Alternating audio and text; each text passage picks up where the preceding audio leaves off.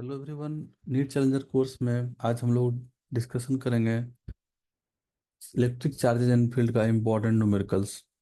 और यहाँ पर अदर टॉपिक का भी डिस्कशन पैरेलली चल रहा है, जिसका वीडियो अपलोड किया गया है और आपको उसका लिंक इस वीडियो के डिस्क्रिप्शन में मिल जाएगा। तो इस चैलेंजर कोर्स में हम लोग total 700 plus important numerical discussion करेंगे, जो क्लास 11th एंड क्लास 12 दोनों पोर्शन से है। साथ में important tricks tips and most important repeated numerical को भी डिस्कस किया जाएगा। यहाँ जो न्यूमेरिकल हम लोग डिस्कस करेंगे वो इंटायर फिजिक्स के कॉन्सेप्ट को कवर करेगा, और वो काफ़ी इंपॉर्टेंट है neat and other medical entrance exam के लिए। और आप लोग अगर इस चैनल पर फर्स्ट टाइम है तो चैनल के मेन पेज एंड प्लेलिस्ट में देख सकते हैं। वहाँ पर पहले से बहुत सारा कॉन्सेप्ट वीडियो अपलोड किया गया है, जो आप लोग के लिए काफ़ी हेल्पफुल हो सकता है। चलिए हम लोग स्टार्ट करते हैं आज का क्वेश्चन डिस्कशन। तो पहला क्वेश्चन है, देखिए बोल रहा है an electron enters an electric field with its velocity in the direction of electric field lines then. ये चार ऑप्शन है। ऑप्शन वन है the path of electron will be a circle, the path of electron will be a parabola, the velocity of electron will decrease just after the entry, the velocity of electron will increase just after the entry. तो क्या होगा correct? तो चलिए इसको हम लोग देखते हैं। एक इलेक्ट्रिक फील्ड है और उसमें इलेक्ट्रॉन को प्रोजेक्ट किया गया है। सपोज इलेक्ट्रिक फील्ड है,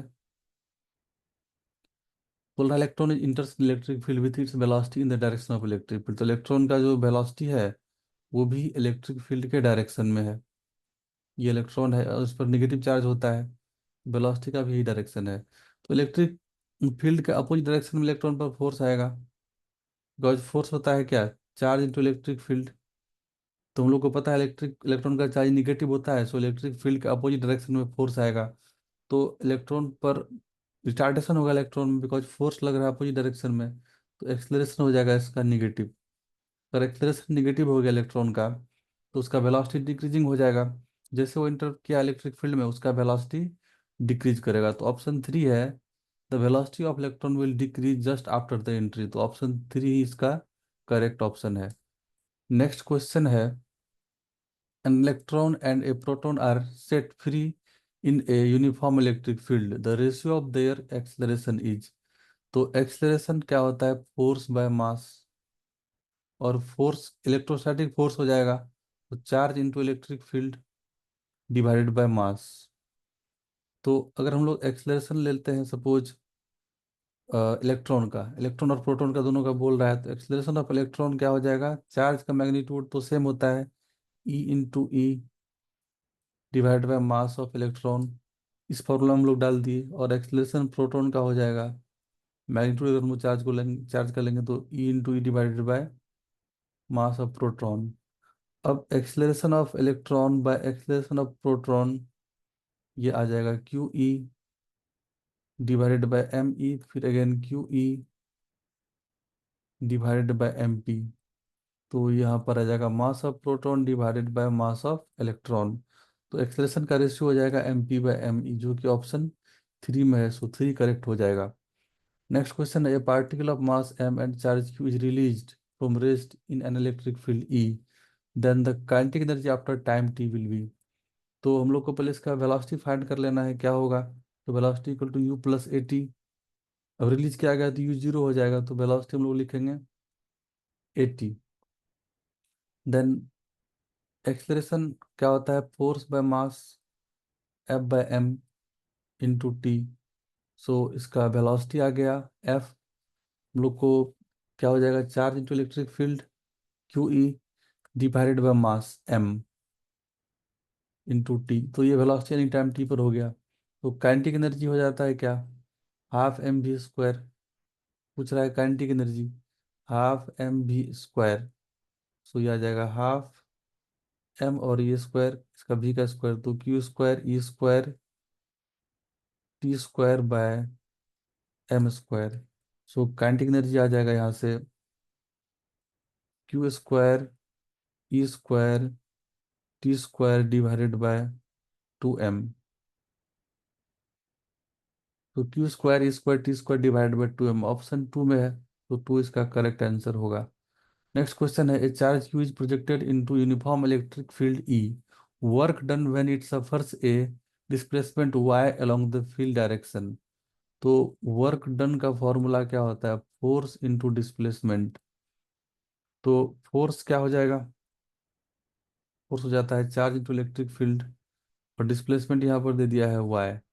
सो वर्क डन हो जाएगा हम लोग का क्यू ई इंटू वाई। तो ऑप्शन वन करेक्ट हो जाएगा। वर्क डन का वैल्यू आ जाएगा Q E into Y. Next question है, the figures below shows the path of a positively charge particle one through a rectangular region of uniform electric field as shown in the figure. What are the direction movement of particle two three and four? तो देखिए, one है positive charge और उसका direction हो गया down से top की तरफ। इसका मतलब है इलेक्ट्रिक फील्ड का डायरेक्शन हो जाएगा डाउन से टॉप की तरफ। ये इलेक्ट्रिक फील्ड है। तो अब टू जो पार्टिकल है ये निगेटिव है, तो उस पर इलेक्ट्रिक फील्ड का अपोजिट फोर्स आएगा, तो टू का मोशन डाउन हो जाएगा। इलेक्ट्रिक फील्ड का अपोजिट फोर्स आएगा, निगेटिव चार्ज है। थ्री का मोशन हो जाएगा अप, क्योंकि वो इलेक्ट्रिक फील्ड की तरफ जाएगा। और फोर का मोशन अगेन डाउन हो जाएगा। तो डाउन टॉप डाउन ऐसा ऑप्शन होना चाहिए टू थ्री फोर के लिए। टू थ्री एंड फोर के लिए टू का डाउन, थ्री का टॉप एंड फोर का डाउन। तो down top down option one में है, तो वन इसका करेक्ट आंसर हो जाएगा। नेक्स्ट क्वेश्चन है, when an electric dipole P is kept in a uniform electric field E, then for what value of angle between P and E will the torque be maximum? तो torque जो होता है वो होता है P cross E, that is P E sine theta. अब ये maximum torque का वैल्यू कब होगा? जब साइन थीटा मैक्सिमम होगा। और साइन थीटा का मैक्सिमम वैल्यू वन होता है कब? जब थीटा हो जाएगा 90 डिग्री पर। तो 90 डिग्री एंगल जो कि ऑप्शन वन में है, तो ऑप्शन वन करेक्ट हो जाएगा।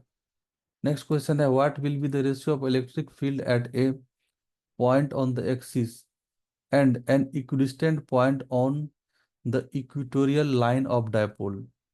तो पहले एक्सिस पर जो इलेक्ट्रिक फील्ड होता है ई एक्सिस पर, उसका वैल्यू होता है two P, two K P. ऐसे हम लोग लिख सकते हैं two K P by R cube. And E equator पर, तो इसको हम लोग लिखते हैं K P by R cube same distance के लिए। अब रेशियो हम लोग को बोल रहा है, ratio of electric field at a point on axis means E axis divided by E equator.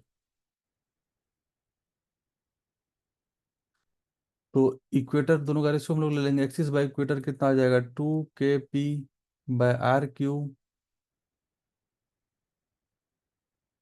Divided by K P by R cube. तो इसका वैल्यू हो जाएगा two, that is equal to two ratio one. Two by one को हम लोग to ratio one बोलते हैं। चलिए ऑप्शन टू देखते हैं, करेक्ट है इसका। Two is to one answer होगा। नेक्स्ट क्वेश्चन है, the force on a charge situated on the axis of a dipole is F. If the charge is shifted to double the distance then force acting will be. देखिए, electric field का value कितना होता है? Electric field proportional, inversely proportional R cube होता है। तो force हो जाएगा इलेक्ट्रिक फील्ड का प्रोडक्ट है और चार्ज का के साथ, तो एफ होता है क्यू ई। तो हम लोग यहाँ से क्या बोल सकते हैं कि एफ जो है वो इन्वर्सली प्रोपोर्शनल है, F inversely proportional to R cube, because electric field यहाँ पर आर क्यू का इन्वर्सली प्रोपोर्शनल है। तो अभी डिस्टेंस को डबल कर दे रहा है, तो एफ डैश हो जाएगा क्या? Proportional to one by two are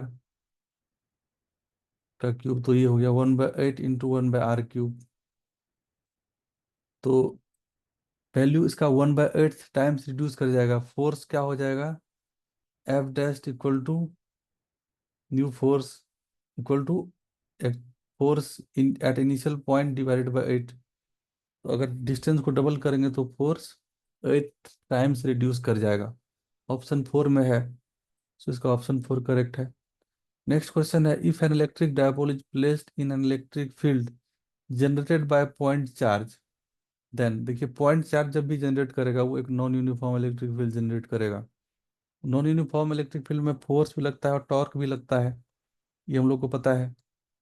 non uniform electric field में क्या, अगर डायपोल को हम लोग प्लेस करेंगे तो फोर्स भी जीरो होगा, फोर्स भी कुछ वैल्यू होगा और टॉर्क भी कुछ वैल्यू हो सकता है। तो पहला ऑप्शन है the net electric force on the dipole must be zero. Force भी नॉन जीरो और टॉर्क भी नॉन जीरो, दोनों एक्ट कर सकता है यहाँ पर। तो मस्ट बी जीरो, तो ये गलत बात है, तो ऑप्शन वन इनकरेक्ट हो गया। The net electric force on the dipole में बी जीरो, ये यहाँ पर net electric force on the dipole में बी जीरो बोल रहा है इसमें। तो नेट इलेक्ट्रिक फोर्स इस पर जीरो कभी नहीं होगा, फोर्स ऑलवेज एक्ट करेगा। तो यहाँ पर मे भी, तो ये ऑप्शन में बोल रहा है तो ये भी गलत हो जाएगा। नेक्स्ट है the torque on the dipole due to the field must be zero. तो टॉर्क यहाँ पर नॉन जीरो होगा क्योंकि दोनों एक्ट करेगा। मस्ट बी जीरो यहाँ पर डेफिनेटली हम लोग नहीं बोल सकते हैं। नेक्स्ट है torque on the dipole due to field may be zero. तो ये मे बी जीरो पॉसिबल हो सकता है बिकॉज टॉर्क होता है पी ई साइन थीटा। अगर डायपोल का डायरेक्शन इलेक्ट्रिक फील्ड का डायरेक्शन के साथ हो गया, डायपोल मोमेंट का डायरेक्शन, तो थीटा जीरो डिग्री हो जाएगा। तो एक सिंगल केस में जब थीटा जीरो डिग्री हो जाएगा तो टॉर्क का जो वैल्यू होता है पी साइन थीटा वो जीरो हो सकता है। वो एक ही केस में हो सकता है जब डायपोल मोमेंट का डायरेक्शन इलेक्ट्रिक फील्ड के डायरेक्शन में है।